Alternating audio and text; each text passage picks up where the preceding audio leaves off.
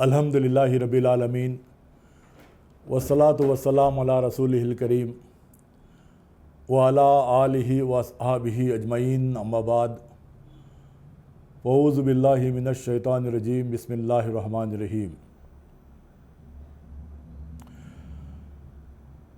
شہر رمضان الذی انزل فیہ القرآن ھدی للناس وبینات من الہدی والفرقان، صدق اللہ العظیم۔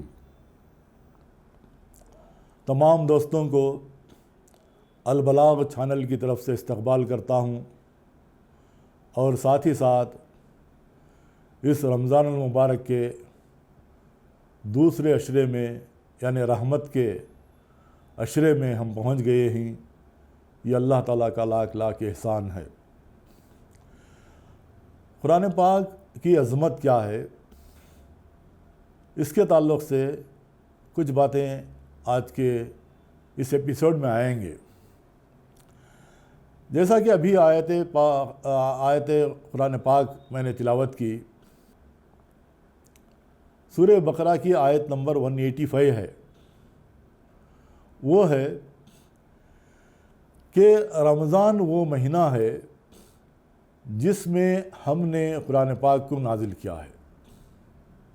شہر رمضان الذی انزل فیہ القرآن ھدی للناس، جو سارے انسانوں کے لیے اس میں ہدایت ہے، وبینات من الہدی والفرقان، اور یہ کتاب ایسی آیتوں پر مشتمل ہے، صحیح کیا ہے اور غلط کیا ہے، حق کیا ہے باطل کیا ہے۔ یہ فرقان، یہ کھول کر رکھ دینے والی آیات اس قرآن پاک میں موجود ہیں۔ یہ ہے اس آیت کا موٹا موٹا ترجمہ۔ دیکھیے، رمضان المبارک کا مہینہ یہ قرآن کا مہینہ ہے۔ جیسا کہ انا انزلناہ فی لیلۃ القدر وما ادراک ما لیلۃ القدر، تو لیلۃ القدر جو ہے کیا ہے، اللہ تعالیٰ پوچھتا ہے۔ پھر اس کی اہمیت کو بتاتے ہوئے اللہ تعالیٰ فرماتا ہے 1000 مہینوں سے بہتر والی رات ہے یہ لیلۃ القدر والی رات۔ ذرا غور فرمائیں کہ جب ہم سورہ بقرہ جب پڑھتے ہیں تو پہلے ہی آیتیں سورہ بقرہ میں الف لام میم ذالک الکتاب لا ریب فیہ ھدی للمتقین، تو اس کتاب میں کوئی ڈاؤٹ ہی نہیں ہے۔ ذالک الکتاب لا ریب فیہ، اس کتاب میں کوئی ڈاؤٹ کی، گمان کی کوئی گنجائش ہی نہیں۔ دنیا کے اندر قرآن پاک ہی ایک ایسی کتاب ہے جس کا آتھر اللہ تعالیٰ کہتا ہے کہ اس میں کوئی ڈاؤٹ نہیں، اس میں کوئی گمان کی بات نہیں ہے، لا ریب فیہ۔ مجھے دنیا کے اندر آپ ایک ایسی کتاب بتائیں جس میں یہ کہا گیا ہو کہ اس کتاب میں کوئی ڈاؤٹ ہی نہیں ہے۔ یہ کتاب ہی نہیں ملتی۔ بڑے بڑے سائنسدانوں کی کتابیں ہم جب پڑھتے ہیں تو وہ سائنسدان یہی کہتے ہیں کہ ہو سکتا ہے کہ ہمارے جو خیالات یہ ہیں، یہ ہمارا ریسرچ ہے، ہو سکتا ہے کہ اگلا سائنٹسٹ اس کو آ کر بدل دے۔ کوئی بھی پورے گارنٹی کے ساتھ یہ نہیں کہہ سکتا کہ جو کچھ ہم سائنسی ریسرچ جو کیے ہیں یہ 100% صحیح ہے۔ کوئی آج تک دعویٰ نہیں کیا، اور قیامت تک کی صبح تک بھی یہ ہرگز دعویٰ نہیں کر سکتا۔ صرف اللہ تعالیٰ ہی یہ دعویٰ کر سکتا ہے کہ یہ کتاب قرآن پاک کے اندر کوئی ڈاؤٹ نہیں، کوئی گمان ہی نہیں، کوئی ڈاؤٹ نہیں کر سکتے اس کتاب میں۔ تو ایسی کتاب جس میں ہمارا کمپلیٹ کوڈ آف لائف ہے، ہمارا پورے نظام حیات اس کتاب کے اندر موجود ہے۔ یہ کتاب اس رمضان المبارک میں اللہ تعالیٰ نے نازل کیا ہے۔ تو اللہ تعالیٰ بہت ساری آیتوں کے اندر قرآن پاک کے ویٹیج کو بیان کیا، قرآن پاک کے وزن کو بیان کیا۔ جیسا کہ سورۃ الحشر آیت نمبر 21 کے اندر اللہ تعالیٰ فرماتا ہے لو انزلنا ھذا القرآن علی جبل لرأیتہ خاشعا متصدعا من خشیۃ اللہ وتلک الامثال نضربها للناس لعلہم یتفکرون۔ اگر ہم اس قرآن پاک کو اگر پہاڑ پر اگر نازل کر دیتے تو پہاڑ پھٹ پڑتا اور پہاڑ دب جاتا۔ یہ مثالیں ہم انسانوں کے لیے اس لیے بیان کرتے ہیں تاکہ تم غور و فکر کرو، تدبر کرو۔ تو اللہ تعالیٰ یہ مثال سے سمجھایا۔ سورہ احزاب کی آیت نمبر 72 میں اللہ تعالیٰ فرماتا ہے ہم نے اس امانت کو آسمانوں پہ نازل کیا اور زمینوں پر نازل کیا اور پہاڑوں پر نازل کیا تو اس کے وزن کو اٹھا نہیں سکے، مگر انسان نے اس کے وزن کو اٹھا لیا۔ تو یہ ہے ویٹیج قرآن پاک کا۔ جیسا کہ قرآن پاک میں اللہ تعالیٰ فرماتا ہے سورہ یونس کی آیت نمبر 57 اور 58 میں اللہ تعالیٰ فرماتا ہے کہ یا ایھا الناس قد جاءتکم موعظۃ من ربکم وشفاء لما فی الصدور وہدی ورحمۃ للمؤمنین۔ یہ کتاب جو ہے تمہارے دلوں کے بیماریوں کے لیے شفا ہے، تمہارے روحانی امراض کے لیے شفا ہے۔ وہدی ورحمۃ للمؤمنین، یہ کتاب جو ہے ہدا ہے، ہدایت ہے، اور یہ مومنوں کے لیے رحمت بھی ہے۔ ہدا اس لیے ہے کہ صرف انفرادی طور پر یہ قرآن ہدا نہیں ہے، ہدایت نہیں ہے، بلکہ اجتماعی ایک نظام کو بھی ہم قائم کرنا ہے۔ اجتماعی نظام کے لیے بھی یہ قرآن ہدایت ہے۔ اجتماعی نظام کیا ہے؟ ہم عدل کو قائم کرنا ہے اس معاشرے کے اندر۔ سارے مسائل جو اس معاشرے کے اندر ہیں، چاہے وہ معاشی اعتبار سے ہو، سماجی اعتبار سے ہو، سیاسی اعتبار سے ہو، چاہے لیگل رائٹس ہی کیوں نہ ہو، چاہے روحانی اور مذہبی اعتبار سے وہ رولز اینڈ ریگولیشنز ہو، یہ سارے کمپلیٹ کوڈ آف لائف قرآن کے نظریے سے معاشرے کے اندر اسٹیبلش کرنا ہے۔ اسی کو اقامت دین کہتے ہیں۔ صرف انفرادی طور پر نماز پڑھنا، روزہ رکھنا یہ انفرادی عمل ہے، بلکہ ہدا جو ہے اجتماعی عمل میں ہونا چاہیے۔ ایک ایسے نظام کو قائم کرنا چاہیے جہاں جسٹس ہی جسٹس ہو، جہاں پورے نظام کے اندر عدل قائم ہو جائے، تبھی انسانوں کو سکون مل سکتا ہے، تبھی اس قرآن پاک کے پیغام کو ہم معاشرے کے اندر قائم کر سکتے ہیں، اقامت دین کا فریضہ انجام دے سکتے ہیں۔ وہدی ورحمۃ للمؤمنین، اور یہ قرآن مومنوں کے لیے رحمت ہے، آخرت میں مومنوں کے لیے رحمت ہے۔ صرف دنیا میں ہی نہیں، آخرت میں بھی قرآن پاک ہماری سفارش کرے گا۔ جب کوئی سہارا نہیں ہوگا روز محشر میں، قرآن پاک ہمارے لیے شفاعت کرے گا۔ اس سے بڑی سعادت ہمارے لیے مومنوں کے لیے کیا ہو سکتی ہے؟ پھر اللہ تعالیٰ فرماتا ہے سورہ یونس کی آیت نمبر 58 میں قُلْ بِفَضْلِ اللَّهِ وَبِرَحْمَتِهِ فَبِذَلِكَ فَلْيَفْرَحُوا هُوَ خَيْرٌ مِّمَّا يَجْمَعُونَ۔ یہ اللہ تعالیٰ کا فضل ہے اور اس کی رحمت ہے، اور یہ رحمت پر یہ قرآن پاک جو نازل کیا ہے، اسے تم خوشیاں مناؤ، جشن مناؤ۔ یہ جشن منانے کا مہینہ ہے۔ فَبِذَلِكَ فَلْيَفْرَحُوا هُوَ خَيْرٌ مِّمَّا يَجْمَعُونَ، اور یہ قرآن ان تمام چیزوں سے بہتر ہے جو لوگ جو دنیا کے اندر سمیٹ رہے ہیں۔ آج انسان اس قرآن پاک کو چھوڑ کر کہاں کہاں جو ہے نا سکون تلاش کر رہا ہے، کہاں کہاں دنیا بٹور رہا ہے، مگر قرآن پاک کو پس پشت ڈال دیا ہے۔ ایک حدیث میں اللہ کے رسول صلی اللہ علیہ وسلم فرماتے ہیں قرآن پاک تمہارے لیے روز محشر میں تمہارے لیے شفاعت کے ساتھ یا تو تمہارے حق میں گواہی دے گا یا تمہارے خلاف گواہی دے گا۔ اگر ہم نے قرآن پاک کو اگر چھوڑا ہے، اگر قرآن پاک کا حق ہم نے ادا نہیں کیا ہے، تو حدیث پاک میں بات آتی ہے کہ روز محشر میں یہی قرآن ہمارے خلاف گواہی دے گا۔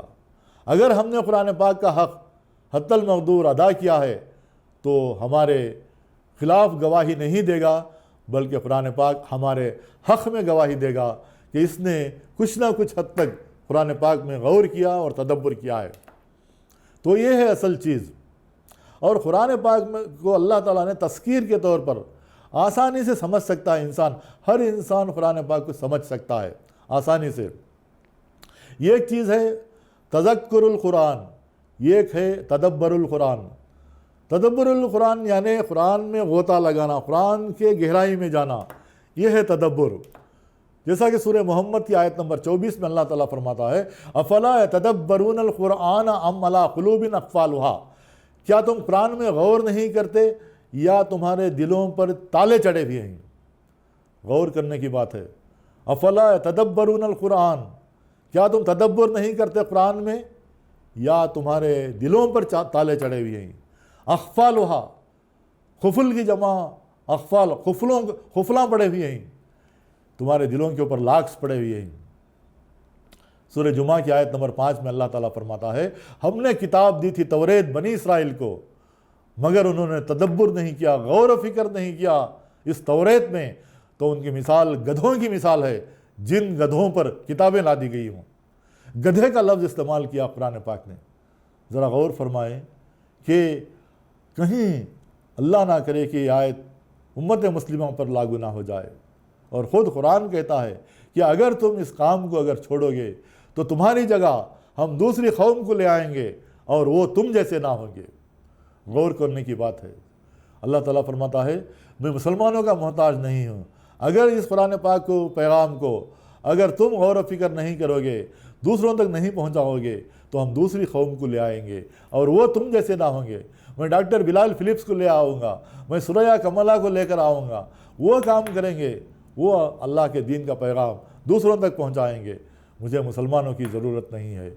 تو ذرا غور فرمانے کی باتیں ہیں کہ اللہ تعالیٰ نے قرآن پاک میں فرماتا ہے ایک ایسی کتاب ہے، یہ کتاب ایسی ہے الرحمن علم القرآن خلق الانسان علمہ البیان۔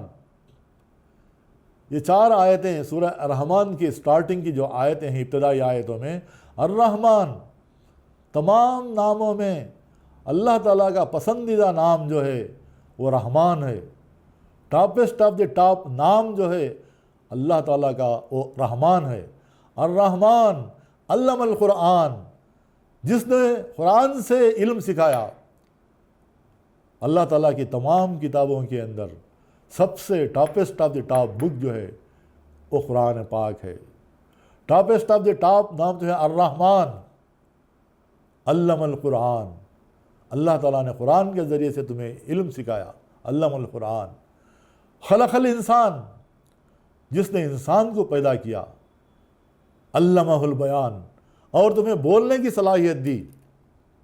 ذرا غور فرمائیں، خلق الانسان، ہم نے انسان کی تخلیق کی تو تمام مخلوقات میں اشرف المخلوقات، ٹاپسٹ آف دی ٹاپ اگر مخلوق ہے تو ساری کائنات کے اندر تو وہ ہے انسان۔ تو ہم نے انسان کو پیدا کیا، اور انسان کے جسم میں ایک ایسی چیز جو اللہ تعالیٰ نے بنایا وہ ہے زبان کی قوت، بولنے کی صلاحیت۔ اس بولنے کی صلاحیت جو ہے کسی جانور میں نہیں پائی جاتی۔ آپ ذرا غور فرمائیں کہ کئی جانور ایسے ہیں جن کو دیکھنے کی صلاحیت انسانوں سے زیادہ ہے۔ فارسٹ کے اندر ایسے ایسے انیملس ہیں، ایسے ایسے جانور ہیں جو بغیر لائٹ کے رات کا وقت، رات تاریکی رات میں، جو ڈارک رات اگر ہے، اندھیری رات میں بغیر لائٹ کے دور سے دیکھ سکتے ہیں۔ ایسی جو ہے نا قوت عطا کی ہے کئی جانوروں کو۔ اور آپ دیکھیں بہت سارے شاہین پرندے، چیل وغیرہ ایسے ہیں کہ سوئی کے جیسی اگر چیز زمین پر ہے تو اوپر سے دیکھ لیتے ہیں، اتنی جو ہے نا ان کی بینائی بہت تیز ہے۔ ایسے جانور بھی ہیں، اور کئی جانور جو ہیں وہ ہمارے سے زیادہ سننے کی طاقت ہے، سینس آف ہیئرنگ کئی جانوروں کو اللہ تعالیٰ نے جو زیادہ دیا ہے۔ اور کئی جانور ہیں ایسے کہ سونگھنے کی قوت انسان سے زیادہ، ان کو سونگھنے کی قوت زیادہ ہے۔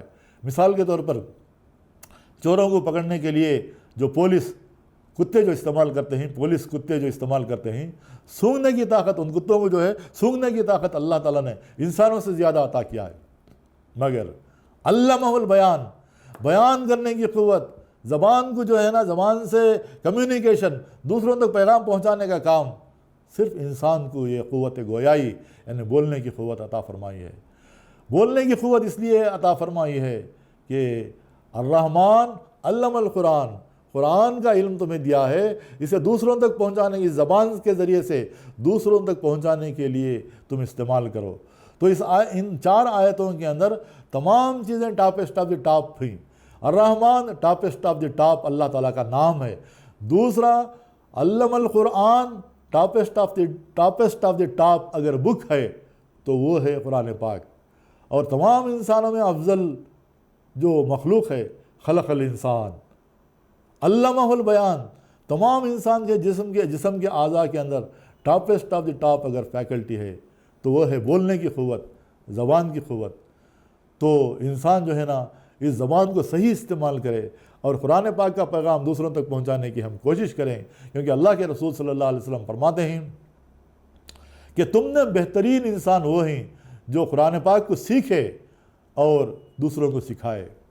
ایک حدیث میں اللہ کے رسول صلی اللہ علیہ وسلم فرماتے ہیں 2 آدمیوں پر رشک کیا جا سکتا ہے، ایک آدمی وہ جس کو اللہ تعالیٰ نے قرآن پاک کا علم دیا اور وہ قرآن پاک کے علم کو دوسروں تک پہنچاتا رہا، اور ایک آدمی جسے اللہ تعالیٰ نے مال دیا اور وہ مال اللہ تعالیٰ کی راہ میں خرچ کرتا ہے۔ تو ان دونوں اشخاص پر، ان دونوں لوگوں پر رشک کیا جا سکتا ہے، تمنا کی جا سکتی ہے کہ یا بار تعالیٰ جس طرح انہیں قرآن پاک کا علم دیا ہے مجھے بھی عطا فرما۔ اس طرح ہم دعا کر سکتے ہیں۔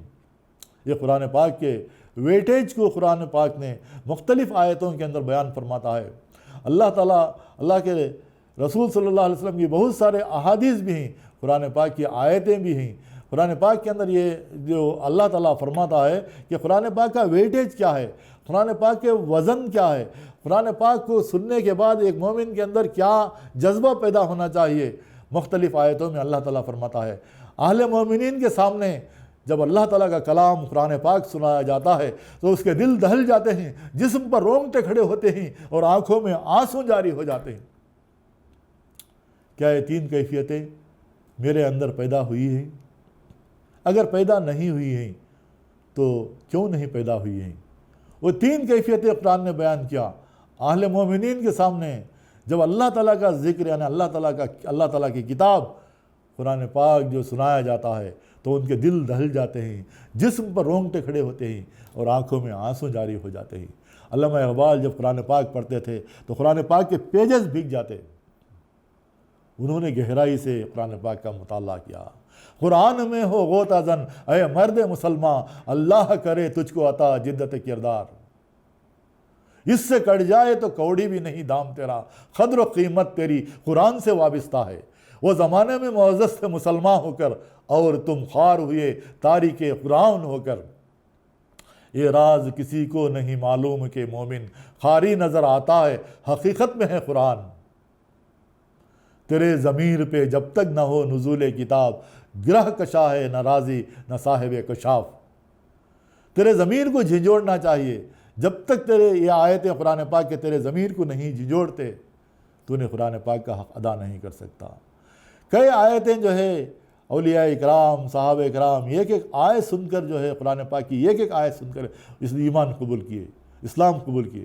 جیسا کہ حضرت عمر رضی اللہ تعالیٰ عنہ تو سورہ طٰہٰ کی ابتدائی آیات سن کر ایمان لے آئے، اور عثمان ابن مظعون رضی اللہ تعالیٰ عنہ صرف ایک آیت سورہ النحل کی آیت نمبر 90، ان اللہ یأمر بالعدل والاحسان وایتاء ذی القربى وینہی عن الفحشاء والمنکر والبغی یعظکم لعلکم تذکرون، صرف ایک آیت سن کر حضرت عثمان ابن مظعون رضی اللہ تعالیٰ عنہ اپنے قبیلے سمیت آ کر حضور اکرم صلی اللہ علیہ وسلم کی بارگاہ میں اسلام قبول کیا تھا۔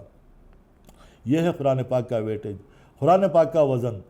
اور فضیل بن عیاض رحمۃ اللہ علیہ، آج ہمیں ان کو رحمۃ اللہ علیہ کے نام سے یاد کرتے ہیں۔ فضیل بن عیاض رحمۃ اللہ علیہ یہ ایک بہت بڑے چور تھے، ڈاکو تھے۔ کیا کرتے ہیں وہ؟ پہلے بول کر چوری کرتے تھے۔ یہ ایک بزرگ کے گھر جاتے ہیں، اوپر چڑھ کر روزن میں دیکھتے ہیں کہ ایک بزرگ قرآن پاک پڑھ رہے ہیں، اور اللہ کا کیا کرنا کہ وہ قرآن پاک کی سورہ الحدید کی آیت نمبر 16 پر پہنچتے ہیں، اور سورہ الحدید کی آیت نمبر 16 میں اللہ تعالیٰ فرماتا ہے کیا اہل مومنین کے لیے کیا ابھی وہ ٹائم نہیں آیا، کیا ابھی وہ وقت نہیں آیا کہ اللہ کا کلام سن کر ان کے دل لرز جائے۔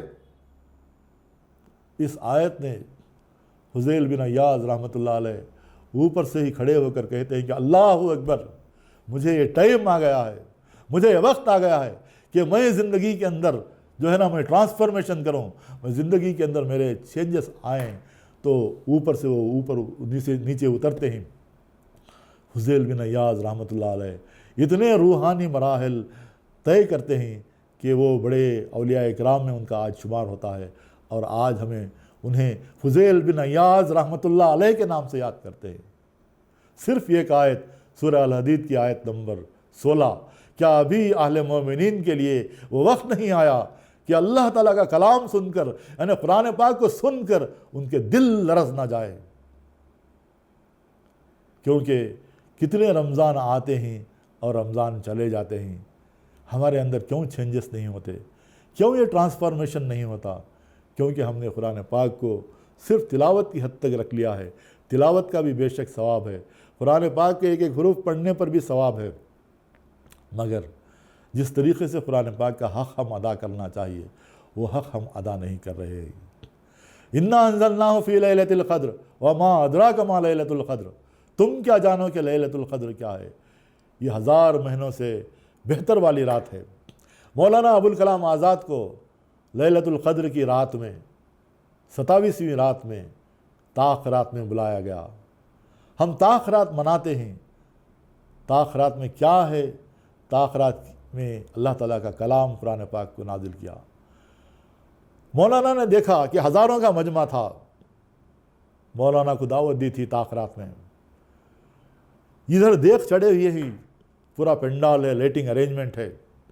مولانا نے دیکھا کہ ہزاروں کا مجمع ہے، مسلمانوں کو پوچھا، ہزاروں کے مجمع کو مولانا ابوالکلام آزاد نے خطاب کیا اور فرمایا ماشاء اللہ ماشاء اللہ ماشاء اللہ، مسلمان تو طاق رات تو اچھے پیمانے پر مناتے ہیں۔ پھر مولانا نے ہزاروں کے مجمع سے پوچھا کہ مسلمان طاق رات مناتے کیوں ہیں؟ سارا مجمع خاموش۔ مولانا نے کہا کہ مسلمان طاق رات اس لیے مناتے ہیں کہ اللہ تعالیٰ نے اپنی مقدس کتاب قرآن پاک کو اس طاق رات میں اتارا، اس لیے مسلمان طاق رات مناتے ہیں۔ مگر جو مقدس کتاب اللہ تعالیٰ نے اس طاق رات میں اتارا اس کو اٹھا کے طاق میں رکھ دیا۔ اگر مسلمان قرآن پاک سے وابستگی قائم کیے ہوتے، اگر مسلمان قرآن پاک سے رشتہ جوڑے ہوتے تو مسلمانوں کی ہر رات لیلۃ القدر ہو جاتی، مسلمانوں کی ہر رات طاق رات ہو جاتی۔ یہ ہے مولانا ابوالکلام آزاد کہ ہماری دکھتی رگ پر مولانا نے ہاتھ رکھا ہے۔ اور آخر میں ہمارے پر قرآن پاک کے حقوق کیا ہیں اس کو کہہ کر میں اپنی بات کو ختم کرتا ہوں۔ ہم مسلمانوں پر 5 حقوق ہیں۔ پہلا حقوق نمبر 1، قرآن پاک پر ایمان لانا، قرآن پاک کو ماننا، جس طریقے سے اس کو ماننے کا حق ہے۔ نمبر 2، قرآن پاک کی تلاوت کرنا، جس طرح سے اس کی تلاوت کرنے کا حق ہے۔ نمبر 3، قرآن پاک کو سمجھنا، تدبر کرنا، جس طرح سے اس کے سمجھنے کا حق ہے۔ نمبر 4، قرآن پاک پر عمل کرنا، جس طرح سے اس کے عمل کرنے کا حق ہے۔ نمبر 5، بہت ہی امپارٹنٹ، بہت ہی اہم، قرآن پاک کو پیغام کو پہنچانا، دوسروں تک پہنچانا، ہمارے نان مسلم بردرز تک یہ پہنچانا، جس طرح سے پہنچانے کا حق ہے۔ آخری میں حضور اکرم صلی اللہ علیہ وسلم کا آخری خطبہ حجۃ الوداع میں اللہ کے رسول صلی اللہ علیہ وسلم فرماتے ہیں، کیا میں نے اپنا حق ادا نہیں کیا؟ تو سارا مجمع باواز بلند کہتا ہے کہ اے اللہ کے رسول صلی اللہ علیہ وسلم، آپ نے قرآن کا پیغام ہم تک پہنچا دیا ہے، آپ حق ادا کر دیا ہے۔ 1,24,000 1,40,000 سے زیادہ صحابہ گواہی دیتے ہیں کہ اے اللہ کے رسول صلی اللہ علیہ وسلم، آپ نے قرآن کا پیغام ہم تک پہنچایا ہے۔ تو اللہ کے رسول صلی اللہ علیہ وسلم اپنے شہادت کی انگلی آسمان پر لے جاتے ہیں اور فرماتے ہیں یا اللہ تو گواہ رہنا، یا اللہ تو گواہ رہنا، یا اللہ تو گواہ رہنا کہ میں نے قرآن کا پیغام پہنچا دیا ہے۔ پھر اللہ کے رسول صلی اللہ علیہ وسلم فرماتے ہیں جو لوگ یہاں موجود ہیں تم سب کی ذمہ داری یہ ہے کہ جو لوگ یہاں موجود نہیں ہیں ان تک قرآن کا پیغام پہنچانا ہے۔ اور پھر اللہ کے رسول صلی اللہ علیہ وسلم فرماتے ہیں جب تک تم قرآن پاک سے اپنا رشتہ جوڑے رکھو گے، جب تک تم میری سنتوں پر عمل کرتے رہو گے، قرآن اور سنت پر عمل کرتے رہو گے، تم کبھی گمراہ نہیں ہوں گے۔ آج سب سے بڑی ٹریجڈی یہی ہے کہ ہم نے قرآن پاک کو پس پشت ڈال دیا اور جو ہے مسلمان قرآن سے غافل ہو گئے، اور اس کو جو ہے یہ ریولیوشنری کتاب ہے، یہ زندوں کی کتاب ہے، مگر ہم نے اس کتاب کو مردوں کی کتاب بنا دیا۔ یہ سب سے بڑی ٹریجڈی ہے۔ تو ہی ناداں چند کلیوں پر اکتفا کر گیا، ورنہ گلشن میں علاج تنگی داماں بھی ہے۔ اے نادان، تو ایک بڑے اچھے گارڈن میں گیا، اچھے ڈیفرنٹ ٹائپس آف فلاورز تجھے مل سکتے تھے، الگ الگ پھول مل سکتے تھے، مگر یہ تیری کمزرفی، یہ تیری نادانی ہے، چند کلیوں پر تو نے اکتفا کر دیا۔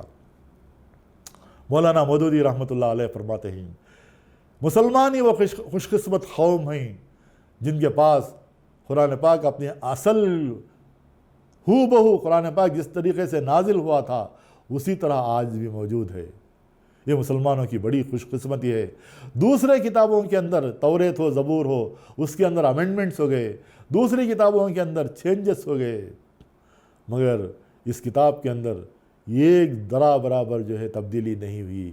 مولانا کہتے ہیں کہ مسلمان خوش قسمت قوم ہیں جن کے پاس قرآن پاک اپنے اصلی شکل میں موجود ہے، مگر مسلمان ہی وہ بدقسمت لوگ ہیں جن کے پاس قرآن پاک کی عظیم نعمت رہ کر اس کا حق ہم ادا نہیں کر رہے ہیں۔ آج ضرورت اس بات کی ہے کہ اس قرآن پاک کے پیغام کو لے کر ہم اٹھیں اور ہماری صلاحیت کے مطابق، ہماری طاقت جو ہے اللہ تعالیٰ نے جو دیا ہے اتنی طاقت کے مطابق اللہ تعالیٰ کا یہ پیغام، قرآن پاک کا پیغام دنیا کے چپے چپے میں، دنیا کے گوشے گوشے میں پہنچائیں، کیونکہ ہماری یہ ذمہ داری اللہ تعالیٰ فرماتا ہے کہ اب کوئی رسول پیغمبر آنے والی نہیں ہیں۔ سورہ آل عمران کی آیت نمبر 110 میں اللہ تعالیٰ فرماتا ہے کنتم خیر امۃ اخرجت للناس تأمرون بالمعروف وتنہون عن المنکر وتؤمنون باللہ، تم بہترین امت ہو، بیسٹ امت ہو۔ تمہاری ڈیوٹی کیا ہے، تمہارا کام کیا ہے؟ تم بھلائی کی طرف تم بلانے والے اور برائی سے روکنے والے، اور تم اللہ پر ایمان رکھنے والے۔ اللہ تعالیٰ سے دعا ہے کہ کہنے سننے سے زیادہ عمل کرنے کی توفیق عطا فرمائے۔ رمضان المبارک میں صحیح معنی میں ہم قرآن پاک کو پڑھنے، اس کی تلاوت کرنے اور اس کو سمجھنے کا ایک ٹائم ٹیبل بنائیں۔ ابھی وقت ہے کہ ہمارے جو اعتکاف کے اندر جو ہے قرآن پاک کی تلاوت کریں، اور جو ہمیں تراویح جو ہمیں سنتے ہیں اس میں کم از کم ہر دن جو تراویح کے اندر جو پڑھ رہے ہیں کم از کم اس کا ترجمہ ہم پڑھیں، ترجمہ پڑھنے کی کوشش کریں۔ یہ بہت ہی نیڈ آف دی آور ہے اور وقت کا تقاضا ہے۔ میں اللہ تعالیٰ سے دعا کرتا ہوں کہ کہنے سننے سے زیادہ عمل کرنے کی توفیق عطا فرمائے اور قرآن پاک کے پیغام کو دوسروں تک پہنچانے کی ہمیں توفیق عطا فرمائے۔ وآخر دعوانا ان الحمد للہ رب العالمین۔